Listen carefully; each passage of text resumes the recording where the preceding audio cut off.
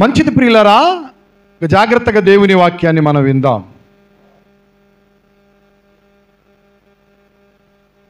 దేవుడు మానవుణ్ణి కలుగు చేసిన తరువాత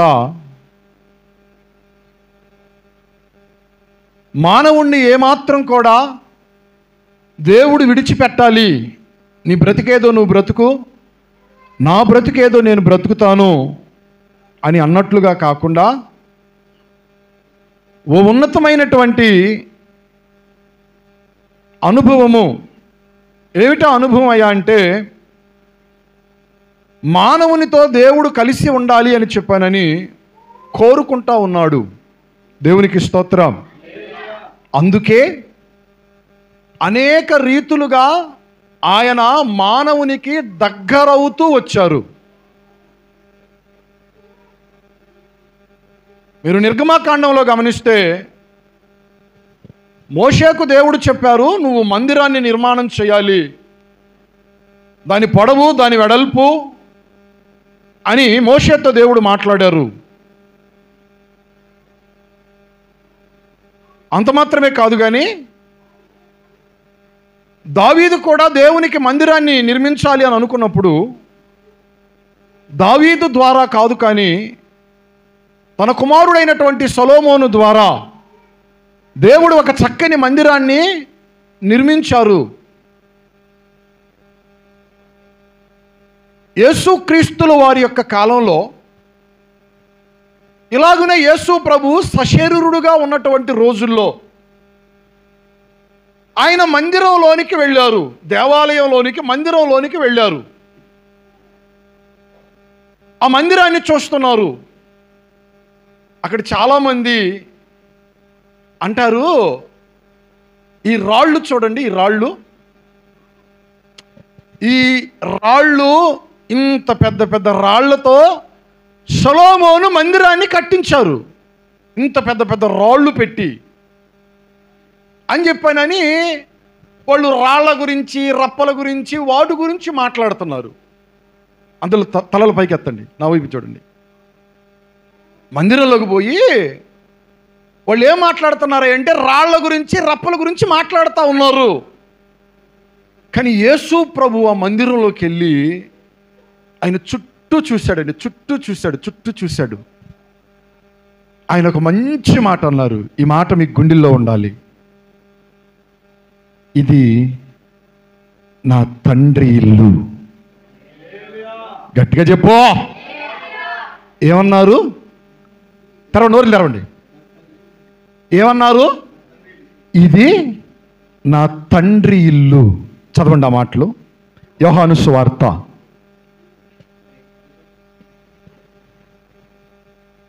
2వ అధ్యాయం. యోహాను సువార్త 2వ అధ్యాయము 16వ వచనం. తీసుకొని పండి. నా తండ్రి ఇల్లు, నా తండ్రి ఇల్లు ఆయన అంటున్నారు. దేవుని మందిరంలోనికి ప్రవేశించినప్పుడు, దేవాలయంలోనికి ప్రవేశించినప్పుడు, సొలొమోను కట్టినటువంటి మందిరంలోనికి ప్రవేశించినప్పుడు ఆ మందిరాన్ని చూసి, ఆ మందిరంలోనికి వచ్చి, ఆ మందిరాన్ని బట్టి ఆయనే స్వయంగా అంటున్నటువంటి మాట, ఇది నా తండ్రి ఇల్లు. ఇది మీ మంచి మధురమైన నోటితో మీరు పలకండి ఆ మాట. ముందోళ్ళు ఏదో చదువుతున్నారు ఒకళ్ళిద్దరు, అమ్మ వెనకోళ్ళు బాధపడదా మీకు? తెరవండి, అందరూ తెరవండి. ఇది మీ పక్కన వాళ్ళకి చెప్పండి ఆ మాట. చెప్పండి పక్కన వాళ్ళకి చెప్పండి. ఇది ఎవరి ఇల్లు? చెప్పాలా? ఇది నా తండ్రి ఇల్లు. ఇక నువ్వు దేవుని మందిరాన్ని చూసిన ప్రతిసారి, దేవుని మందిరంలోకి వచ్చే ప్రతిసారి నీ హృదయంలో కలగవలసిన మాట ఏమిటయ్యా అంటే, నా తండ్రి ఇంటికి నేను చెప్పండి వెళుతున్నాను. నా తండ్రి ఇంటికి నేను వెళుతున్నాను. నా తండ్రి ఇంటిలోనికి నేను వెళుతున్నాను. Praise the lord. హల్లెలూయా. మంచిది. ఇది ఎవరిది? ఎవరిది? ఇది మన తండ్రి ఇల్లు. ఇది నా తండ్రి ఇల్లు. తండ్రి ఇంటిలో ఏముంటాయి? మహిమరాజు అమ్మా లేతే పుట్టింటికి పోతామంటారు.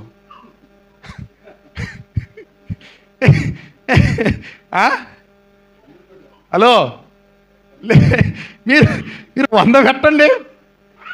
లేతే పుట్టిల్లు మా నాన్నల ఇంటికి తండ్రి ఇంటిలో ఏముంటాయి? నేను 2-3 విషయాలు మీతో చెప్తాను. చదవండి. ఆది కాండము 28వ అధ్యాయము 20వ వచనము. ఆది కాండము 28వ అధ్యాయం 20వ వచనం చదవమా. అప్పుడు యాకోబు, నేను తిరిగి నా తండ్రి ఇంటికి క్షేమముగా వచ్చినట్లు దేవుడు నాకు తోడయ్యుండి నేను వెళ్ళుచున్న మార్గములో నన్ను కాపాడి తినుటకు ఆహారమును ధరించుకున్నటకు వస్త్రములను నాకు దయచేసిన ఎడల యెహోవా నాకు దేవుడై ఉండును. చాలు. నెంబర్ 1, తండ్రి ఇంటిలో ఏముండిద్దయా అంటే క్షేమము. చెప్పండి, ఏముంది? చెప్పాలా? ఏముంది? తండ్రి ఇంటిలో క్షేమము ఉన్నది. Praise the lord. హల్లెలూయా. ఏమున్నది? తండ్రి ఇంటిలో క్షేమము ఉన్నది.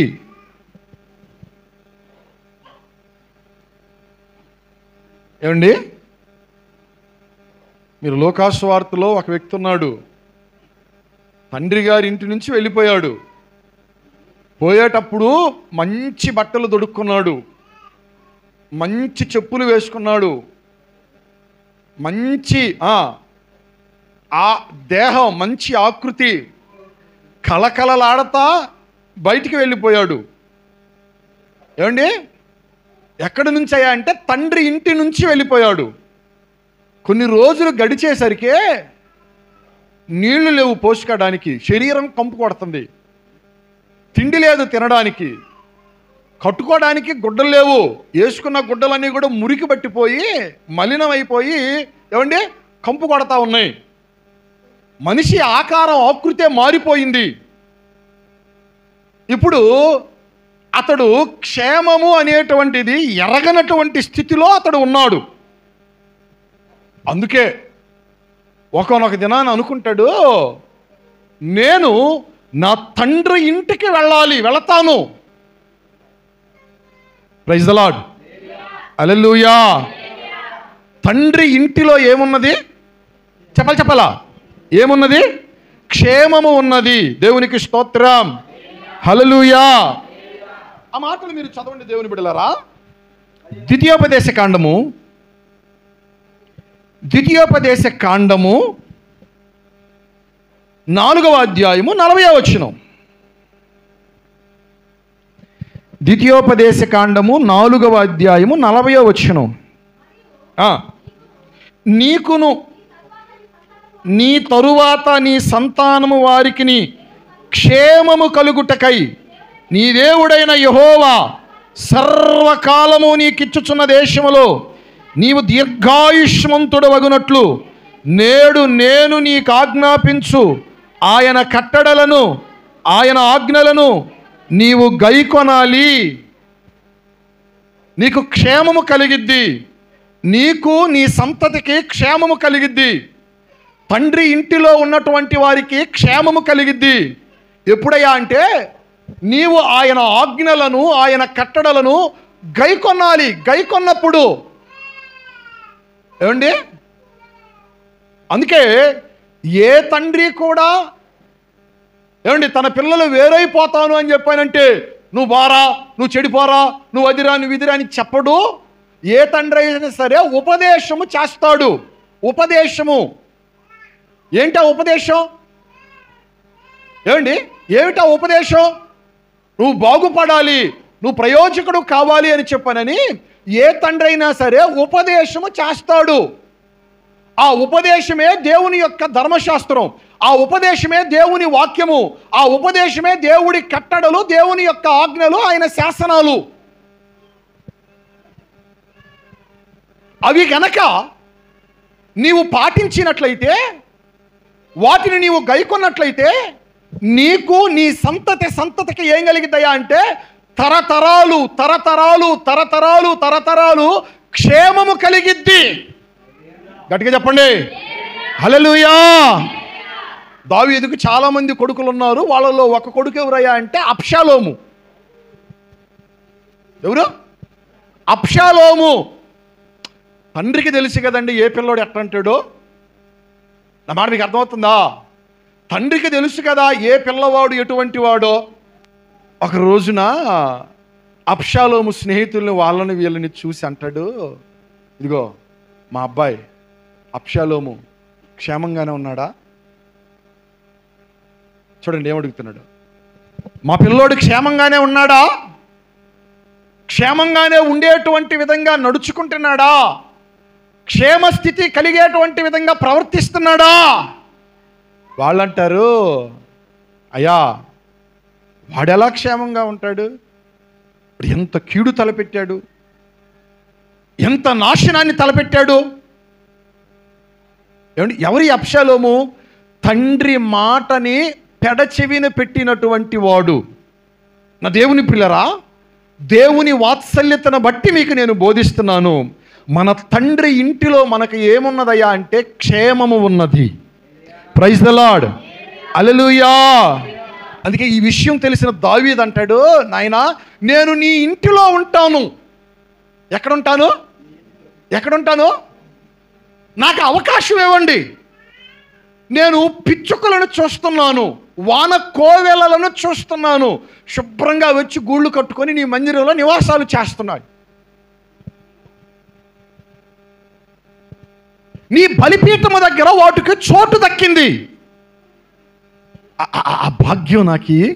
నేను కూడా చిరకాలము నీ ఇంటిలో, నీ మందిరంలో నేను నివాసం చేస్తాను. అప్పుడు నాకేం కలిగిద్దయా అంటే కృపాక్షేమములు నా వెంట వస్తాయి. ఎక్కడన్నాడు ఆ మాట? కీర్తనల గ్రంథం 23వ కీర్తన 6వ వచనం. చదవండి, ఆ మాటలు చదవండి.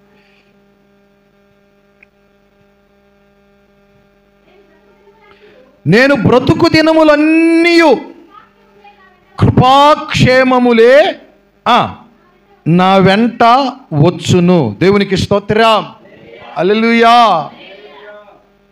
నా దేవుని పిల్లరా, దేవుని యొక్క ఇంటిలో, మన తండ్రి ఇంటిలో ఏమున్నదయ్యా అంటే క్షేమము ఉన్నది. ఆ క్షేమము మీకు విస్తరించునుగాక, కృపాక్షేమములు మీ వెంట నిలుచునుగాక, దేవుడిచ్చేటువంటి క్షేమము మిమ్మల్ని ఆవరించునుగాక, క్షేమ భాగ్యములు కలిగినటువంటి వారుగా మీరు బ్రతుకుదురుగాక.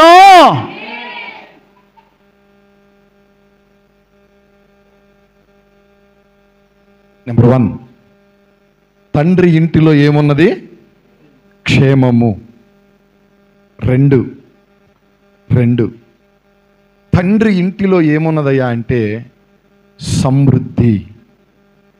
ఏంటిది? సమృద్ధి. లూకాసు వార్త 15వ అధ్యాయం చదవండి, ఆ మాటలు చదవండి.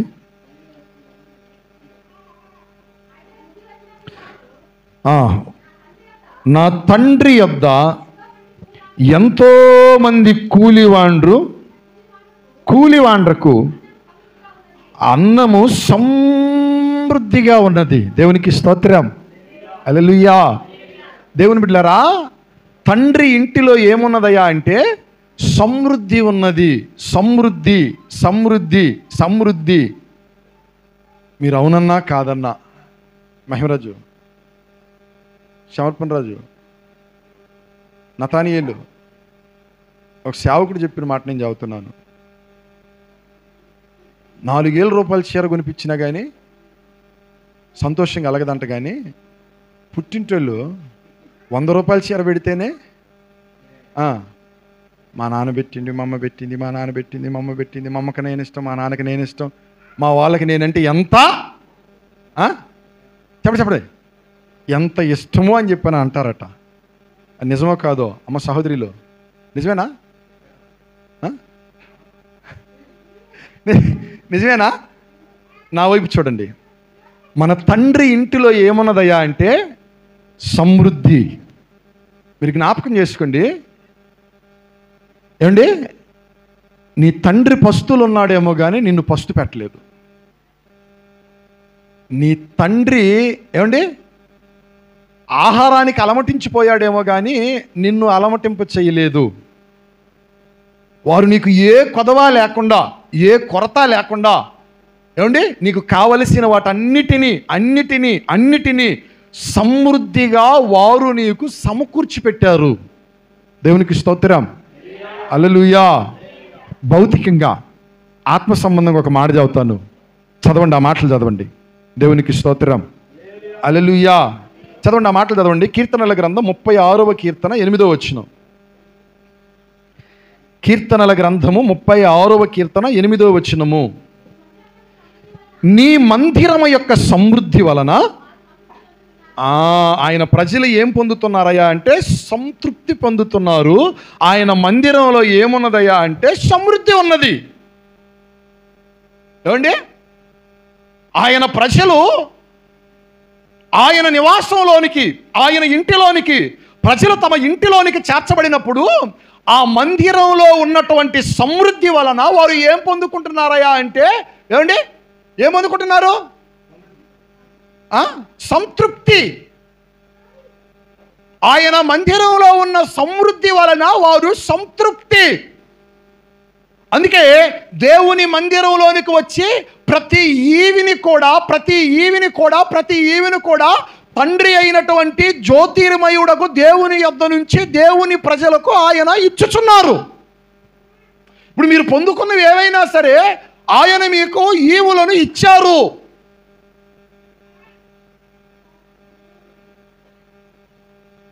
మరొక మంచి మాట కూడా చెప్తాను. యెషయా గ్రంథం 33వ అధ్యాయం 6వ వచనంలో అంటాడు ఏమండి, యెషయా గ్రంథం 33వ అధ్యాయం 6వ వచనంలో చదవండి, ఆ మాటలు చదవండి.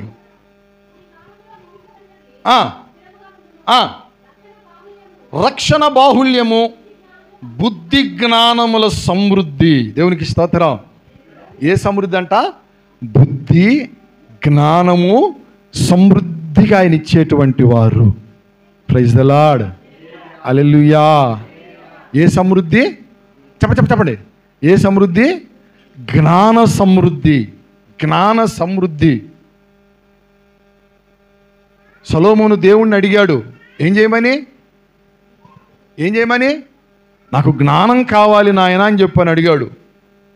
ఈరోజు దేవుని ప్రజలు కూడా జ్ఞానం కావాలని ఆయన అడగాలి. హోషేయ గ్రంథంలో అంటాడు, సముద్రము ఏ రీతిగా అయితే జలములతో నిండి ఉండునో దేవుని ప్రజలు యెహోవా జ్ఞానము కలిగి బ్రతకాలంటాడు. ఆ ముందు వచనాల్లో జ్ఞానం లేకుండా పోతుంది. మీకు కాదు, లోకానికి. మీకు అర్థమైందా? లోకానికి జ్ఞానం లేదు. జ్ఞానము లేదు కాబట్టే ఏమండి ఏదైతే చేయకూడదో లోకం దానికే పరుగులు తీసిద్ది. మీకు మచ్చుకు అర్థమయ్యేటట్టుగా ఒక్కటే చెబుతా. మద్యం తాగడం ఆరోగ్యానికి హానికరమా మేలుకరమా? చెప్పండి. హానేనా? హానేనా? ఎవరు చెప్పారు ఈ మాట? ప్రభుత్వాలు చెప్పాయి, నాయకులు చెప్పారు, ఇంకా అధికారులు చెప్పారు, కంపెనీ వాళ్ళు చెప్పారు, చిన్నోడు చెప్పాడు, పెద్దోడు చెప్పాడు. హాని హాని హాని హాని డేంజర్ అని. నేను అనేది ఏందయ్యా అంటే మరి హాని కదా, మరి పర్మిషన్ ఇచ్చింది ఎవరు?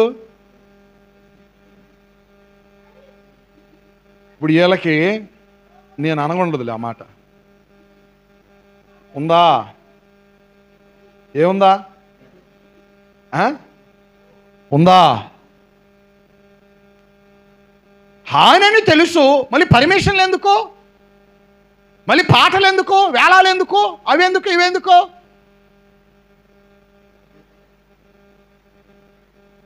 అంటే డబ్బు కోసం ఏ గబ్బు పని అయినా సిద్ధమేనా? నా దేవుని పిల్లరా, దైవ జనాంగానికి దేవుడు బుద్ధిని జ్ఞానాన్ని సమృద్ధిగా అనుగ్రహించునుగాక. హల్లెలూయా. ఏమండి, మీరు జ్ఞానం విషయంలో సమృద్ధిగా ఉండాలి. సహోదరిలో మీరు జ్ఞానం విషయంలో సమృద్ధిగా ఉండాలి. ఇర్మియా గ్రంథంలోనే 33వ అధ్యాయం 6వ వచనంలో అంటాడు. ఇర్మియా గ్రంథము 33వ అధ్యాయం 6వ వచనంలో అక్కడ ఒక సమృద్ధిని గురించి మాట్లాడుతున్నారు. చదవండి.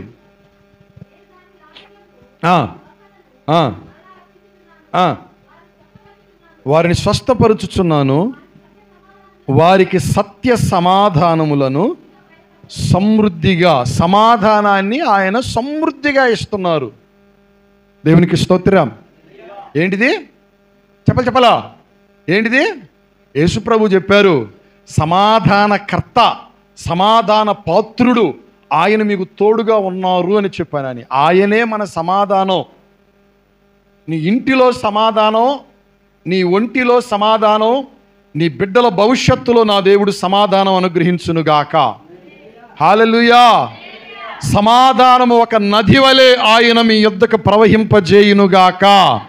సత్య సమాధానములను దేవుడు సమృద్ధిగా మీ ఎడల బయలుపరుచునుగాక.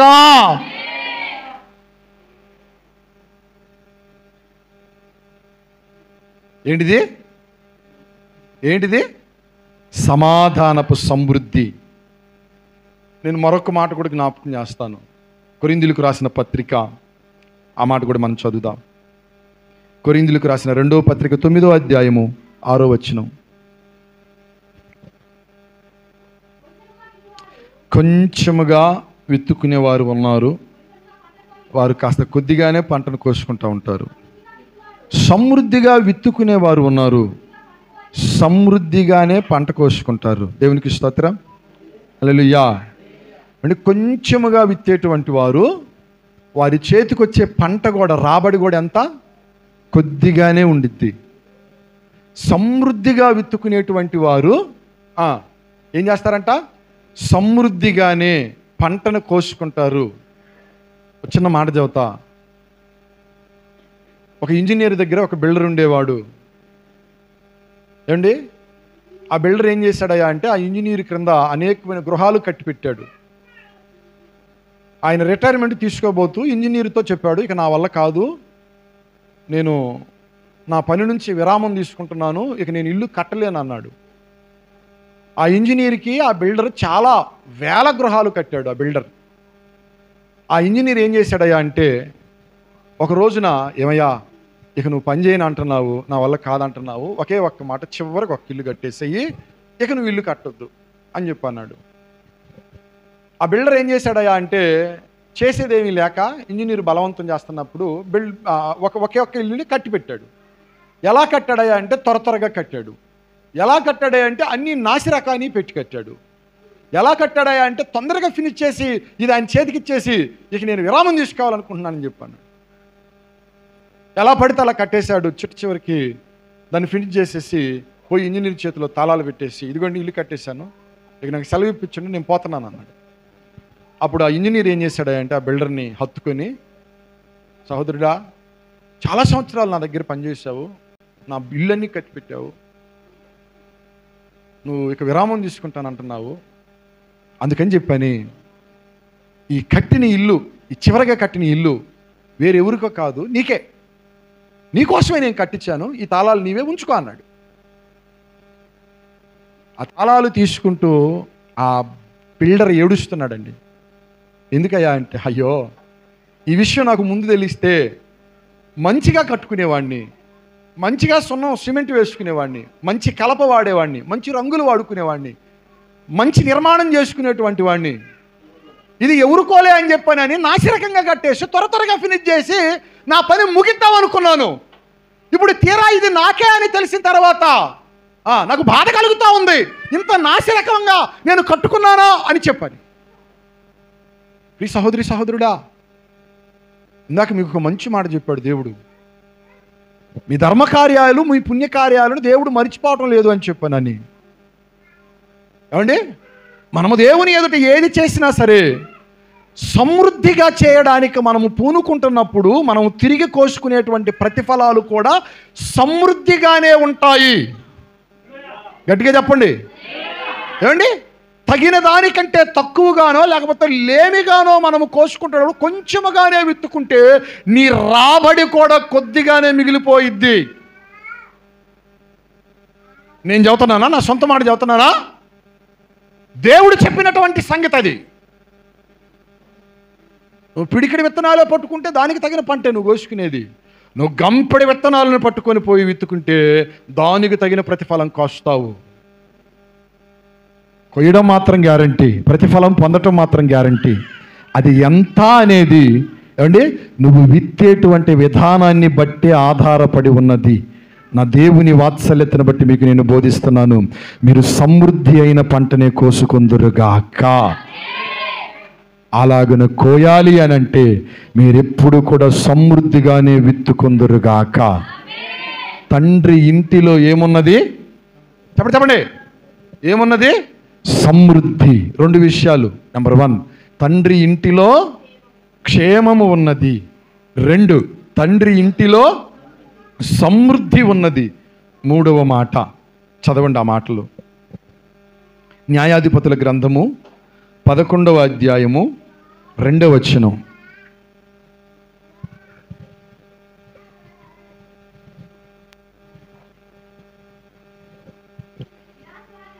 న్యాయాధిపతుల గ్రంథం 11వ అధ్యాయము 2వ వచనం చదవమ్మా.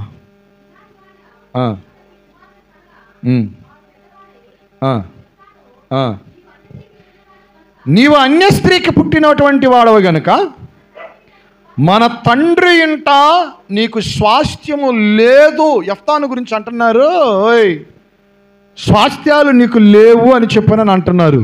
అయితే యేసుప్రభు ఒక మంచి మాట అన్నారు, తండ్రి ఇంటిలో స్వాస్థ్యాలు ఉన్నాయి. ఎంతమందికి అర్థమైంది ఈ మాట? మీరు యోహాను సువార్త 14వ అధ్యాయము 2వ వచనం చదివితే అక్కడ అంటాడు, చదవండి ఆ మాట. యోహాను సువార్త 14వ అధ్యాయం 2వ వచనం. నా తండ్రి ఇంట అనేక నివాసాలు అనగా స్వాస్థ్యాలు. 3, తండ్రి ఇంటిలో ఏమున్నాయి? చెప్పాలా? ఏమున్నాయి? స్వాస్థ్యాలు. స్వాస్థ్యాలు, స్వాస్థ్యాలు. యేసుప్రభు అంటున్నాడు, మన తండ్రి ఇంటిలో అనేక నివాసాలు ఉన్నాయి. లేకపోతే కదా మీ మీద నేను చెప్పేది మీకు లేవు, మీ పేరు మీద లేవు అని. మన ముఖ్యమంత్రి గారు రేవంత్ రెడ్డి గారు చక్కని పథకాలు పెట్టి ఇందిరమ్మ ఇళ్ళు అని చెప్పానని చెప్పండి అప్లై చేసుకున్నారు. అందరూ పోయారు. నేను కూడా పోయా. నేను కూడా పెట్టానుగా. వద్దా? ఏమండి, చాలామంది ప్రజలు సమకూర్చబడ్డారు. మా పేరు వచ్చిద్దా, మా పేరు వచ్చిద్దా, మా పేరు వచ్చిద్దా, మా పేరు వచ్చిద్దా అని చెప్పానని. కొంతమంది పేర్లు వచ్చాయి, కొంతమంది పేర్లు రాలేదు. ఏమండి, ఎగబడిపోయి మా పేరు ఎందుకు లేదు, మేము అర్హులం కాదా? మీరు చూస్తున్నారు, ఇందిరమ్మ ఇళ్లలో పేరు రాలేదని చెప్పేశానని సెల్ టవర్లు ఎక్కారు. ఎక్కడికెక్కారు? ఇందిరమ్మ ఇళ్లల్లో మా పేరు రాలేదని చెప్పేశానని అన్నం తింటాం మానేశారు, ఉరి పెట్టుకోబోయారు కొంతమంది. జరిగిన సంఘటనలో పేరు రాలేదని చెప్పేశానని దారుణంగా మన ప్రాంతాల్లోనే, ఎక్కడ దూరంగా జరిగినాయి కదా, మన కోదాడు చుట్టుపక్కల ప్రాంతాల్లోనే ఫ్లెక్సీలను చించి పడవేశారు. బాహాబాహీగా దిగారు. అక్కడికక్కడే నీకు ఇల్లుండి కూడా నువ్వు పెట్టుకున్నావు, మాకు లేదు, నీకు ఎలా వచ్చింది నీ పేరు అని చెప్పానని అధికారుల ముందే బాహాబాహీలకి దిగిన వాళ్ళు ఉన్నారు. వాళ్ళు అంటారు, మీరు రాలేదని చింతపడబాకండి, వచ్చిందని మురిసిపోబాకండి, మీకు వచ్చినా రానట్టే, వీళ్ళకి రాకపోయినా వచ్చినట్టే అన్నారు. అసలు వచ్చినట్టు రానట్టు కూడా తెలియదు. ఇక మీకేమర్థమైంది చెప్పండి?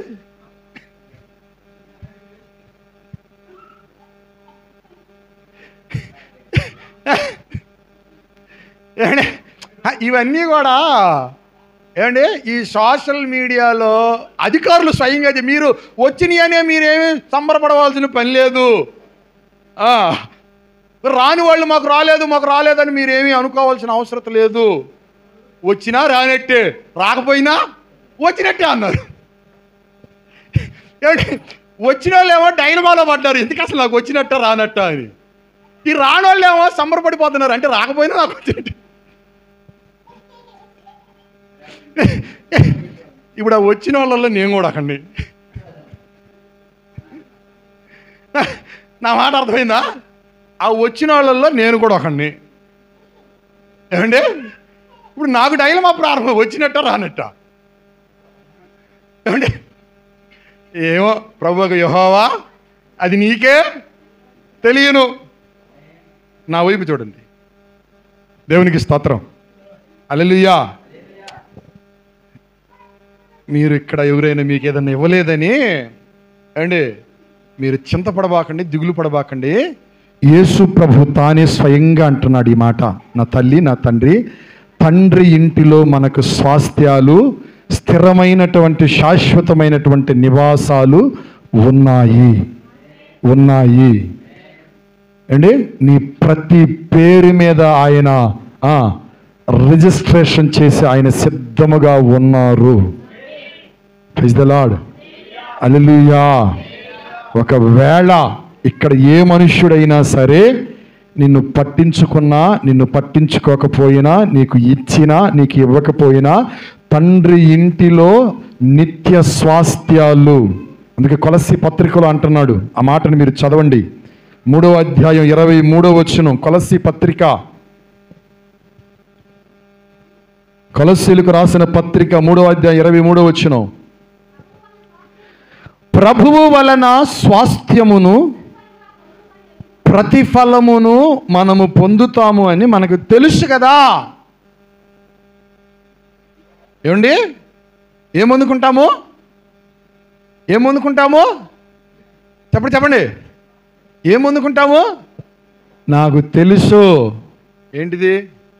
అయ్యా ఒక ఆయన అయిపోయాడు, 2 ఆయన తగులు కొంచెం అవతలేమో వేడి వేడి అన్నాలు సిద్ధంగా ఉన్నాయి. మా బాధ ఎవరికి పట్టడం లేదు. ఆ స్వాస్థ్యాల సంగతి ఏమో కానివ్వండి, ఇప్పుడు ఈ స్వాస్థ్యం సంగతి. నా దేవుని పిల్లరా, నా దేవుడు మీకు నిత్య స్వాస్థ్యాలను అనుగ్రహించును గాక. నా తండ్రి ఇంటిలో ఆ స్వాస్థ్యాలను మీరు పొందుకొందురు గాక. ఇది మన తండ్రి, చెప్పండి, ఇది మన తండ్రి ఇల్లు. ఈ తండ్రి ఇంటిలో మీకు క్షేమము కలుగునుగాక, సమృద్ధి కలుగునుగాక, స్వాస్థ్యాలు పొందుకొందురుగాక. కళ్ళు మూసుకొని ప్రార్థన చేద్దాం. కళ్ళు మూసుకొని ప్రార్థన చేద్దాం. Praise the lord. హల్లెలూయా. అందరూ ప్రార్థనలో ఉందా? చిన్న ప్రార్థన చేద్దాం బిడ్డలారా.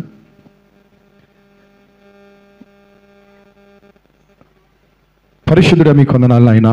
ప్రేమ కలిగిన మా తండ్రి, మీకు స్తుతులు స్తోత్రాలు చెల్లిస్తున్నాం.